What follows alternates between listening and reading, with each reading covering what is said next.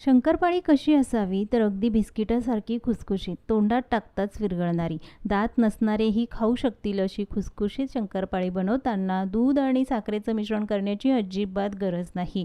अशी शंकरपाळी जी जगातली सगळ्यात सोपी पद्धत आहे, कारण यामध्ये आपण हा सिक्रेट पदार्थ घालणार आहोत. त्यामुळे चवीला तर वेगळी लागेल, पण बनवायलाही अगदी सोपी ही पद्धत, ज्यासाठी तुम्हाला कोणतंही जास्तीचं साहित्य वापरण्याची गरज नाही. आणि शंकरपाळी बघाल तर एकदम बिस्किटासारखी खुसखुशीत होते, भरपूर लेअरसुद्धा येतात. एकदा का तुम्ही ही शंकरपाळी कुणाला खाऊ घालाल तर ते रेसिपी विचारल्याशिवाय राहणार नाहीत. मग चला बनवूया आजची ही रेसिपी. पण त्याआधी तुम्ही जर चॅनलवर नवीन असाल तर चॅनलला सबस्क्राईब जरूर करा. अर्धा किलोच्या प्रमाणामध्ये शंकरपाळी बनवणार आहोत. कपाने मोजून घेतलं तर 4 कप मैदा आहे आणि वजनी प्रमाणामध्ये अर्धा किलो. मैदा चाळून घेतला. मैदा वापरायचा नसेल तर गव्हाचं पीठसुद्धा वापरू शकता. यामध्ये चिमूटभर मीठ घालायचं. कोणताही गोडाचा पदार्थ असेल तर त्यामध्ये मीठ जरूर घालावं. हे सगळं व्यवस्थित मिक्स करून घेतलं. आता शंकरपाळी छान खुसखुशीत व्हावी म्हणून यामध्ये अर्धा कप साजूक तुपाचं मोहन घालायचं आहे. इथे मी तूप चांगलं कडकडीत गरम करून घेतलं आणि ते मैद्यावर घालून घ्यायचं. तूप वापरायचं नसेल तर त्याऐवजी तुम्ही तेलसुद्धा वापरू शकता, पण तूप घातल्यामुळे शंकरपाळी छान खुसखुशीत होते. खरं तर शंकरपाळी बिघडण्याचं मुख्य कारण म्हणजे तूपच आहे. तुपाचं प्रमाण जर चुकलं किंवा जास्त झालं तर शंकरपाळी कडक होते, एकतर तेलामध्ये विरघळते तरी.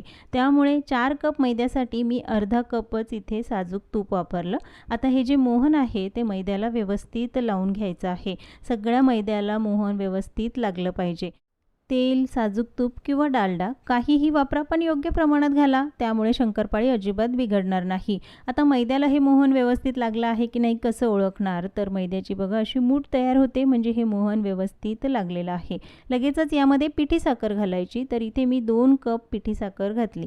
वजनी प्रमाणात पाव किलो पिठी साखर आहे, कारण आपण अर्धा किलो मैदा घेतला.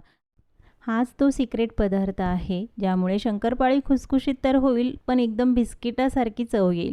यामध्ये अर्धा कप कस्टर्ड पावडर घातली आहे. मी व्हॅनिला फ्लेवरची कस्टर्ड पावडर वापरली. तुम्ही वेगळा कोणताही फ्लेवर यामध्ये वापरू शकता. आता हे चांगलं मिक्स करून घ्यायचं. कस्टर्ड पावडर घातल्यामुळे शंकरपाळीची चव वेगळी लागते आणि छान खुसखुशीतपणा येतो. आता हे चांगलं मिक्स करत असताना यामध्ये आपल्याला दूध किंवा पाणी किती घालायचं, त्यामुळे शंकरपाळीचं जे पीठ आहे ते अजिबात पातळ होत नाही. म्हणून तर ही सगळ्यात सोपी पद्धत. बऱ्याच वेळा दुधामध्ये साखर घातली जाते, मग बॅटर बनवलं जातं आणि त्यामुळेच तर पीठ पातळ होतं. पण या पद्धतीने शंकरपाळी बनवून बघा, अजिबात बिघडणार नाही. यामध्ये आपण 1 कप दूध घालून घेतलं. दूध वापरायचं नसेल तर पाणीसुद्धा वापरू शकता, पण दूध हे रूम टेम्परेचरवरचं आहे. खूप जास्त गरम किंवा फ्रीजमध्ये ठेवलेलं थंड दूध वापरलेलं नाही. 1 कप दूध सुरुवातीला घालून घेतलं. दूध घातल्यानंतर व्यवस्थित मिक्स करून घ्यायचं. जर वाटलं तरच पुन्हा यामध्ये दूध किंवा पाण्याचा वापर करा, नाहीतर 1 कप दुधामध्ये हे पीठ व्यवस्थित भिजलं जातं. कारण शंकरपाळीचं जे पीठ असतं ते थोडंसं घट्टसरच ठेवायचं, फार पातळसर करायचं नाही. मी 1 कप दूध घातलं होतं आणि त्यामध्ये हे पीठ व्यवस्थित भिजलं गेलं आहे, कारण साखर घातली आहे. दुधामुळे साखरसुद्धा विरघळते आणि बॅटर व्यवस्थित तयार होतं. तर हे बघा, मस्त असं घट्टसर हे पीठ भिजवून झालं. फक्त 1 कप दुधाचाच वापर केला, यापेक्षा जास्त दूध वापरलेलं नाही. पीठ हे थोडंसं सैलसर आहे, फार घट्टही नाही किंवा फार जास्त पातळ नाही. 1 कप दूध एवढ्या पिठासाठी पुरेसं आहे. कस्टर्ड पावडर घातल्यामुळे रंग तर सुरेख आला, पण चवही अप्रतिम लागते. पीठ बघाल तर इतपत सैलसर आहे. आता यावर झाकण ठेवायचं आणि 2 तास हे पीठ आपण मुरत ठेवणार आहोत. पीठ चांगलं मुरलं की ते घट्टसर होतं आणि शंकरपाळ्याही छान चविष्ट लागतात. त्यामुळेच हे पीठ मुरवून घेणं गरजेचं आहे. 2 तासानंतर बघाल तर पीठ अगदी घट्टसर झालं आणि शंकरपाळी बनवण्यासाठी असंच पीठ हवं. सैलसर जर पीठ असेल आणि त्याच्या शंकरपाळ्या जर तुम्ही बनवाल तर त्या तेलात विरघळतील, व्यवस्थित होणार नाही. हे पीठ अगदी परफेक्ट तयार झालं. आता लगेचच त्याच्या शंकरपाळ्या बनवायच्या आहेत. बरं, शंकरपाळी हा असा पदार्थ आहे, त्यासाठी कोणत्याही सणावाराची गरज नाही. जेव्हा मनात येईल तेव्हा शंकरपाळ्या बनवायच्या आणि खायच्या. पीठ मुरल्यामुळे ते छान घट्टसर होतं. आता त्याचा मोठा गोळा घ्यायचा, पण उगाचच त्याला गोलाकार देत बसायचं नाही, लगेचच लाटून घ्यायचा. त्यामुळेच तर शंकरपाळीवर भरपूर अशा लेयर्स येतात. कोणतीही वेगळी ट्रिक वापरण्याची अजिबात गरज नाही आहे, त्या पद्धतीने शंकरपाळी बनवायची. पण लाटताना थोडीशी जाडसर लाटून घेतली म्हणजे शंकरपाळी छान फुलते सुद्धा. एकदम पातळ लाटायची नाही.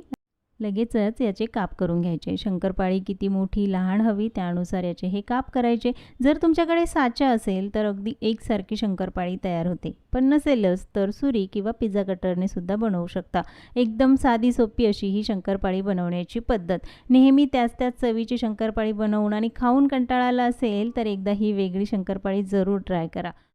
शंकरपाळी बनवण्यासाठी कोणत्या सणावाराची वाट बघण्याची अजिबात गरज नाही. जेव्हा मनात येईल तेव्हा शंकरपाळी बनवायची आणि मस्त गरमागरम चहासोबत खायची. कारण शंकरपाळी म्हणजे जगातला सगळ्यात सोपा गोडाचा पदार्थ.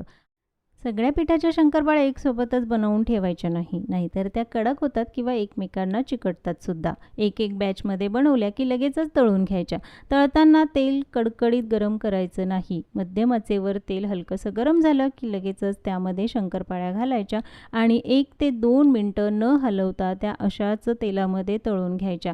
जर लगेचच हलवून घेतल्या तर त्या तुटतील. शंकरपाळ्या जशा तळायला लागतात तशा त्या तेलावर तरंगतात आणि त्यानंतर त्या एकसारख्या हलवत राहायच्या. म्हणजे शंकरपाळीला छान असा सोनेरी रंग येतो. तळताना मात्र गॅस मध्यम आचेवरच ठेवायचा आणि मग शंकरपाळी तळून घ्यायची. एक बॅच तळून होत आहे तोपर्यंत दुसऱ्या शंकरपाळ्या बनवायच्या आणि लगेचच तळून घ्यायच्या. बघाल तर मस्त अशा शंकरपाळ्या फुलल्या आहेत. त्याला लेयर्सही भरपूर आलेले आहेत. आपण कोणतीही वेगळी ट्रिक वापरलेली नाही, पण शंकरपाळीला लेयर्स बघा किती सुंदर आल्यात. याच पद्धतीने सगळ्या शंकरपाळ्या तळून घेतल्या की पूर्ण थंड करून घ्यायच्या आणि मग हवाबंद डब्यात भरून ठेवायच्या आहे. एकदम बिस्किटासारखी खुसखुशीत ही शंकरपाळी तयार होते. मुलांना विकतचे बिस्किट आणून खाऊ घालण्यापेक्षा घरीच जर तुम्ही या चवीच्या शंकरपाळ्या बनवून ठेवाल तर मुलं अगदी आवडीने खातील. गरमागरम चहा आणि त्यासोबत मस्त अशा या शंकरपाळ्या. आजची ही रेसिपी तुम्हाला कशी वाटली कमेंट्समध्ये जरूर सांगा. पुन्हा भेटूया एका नवीन रेसिपीसोबत.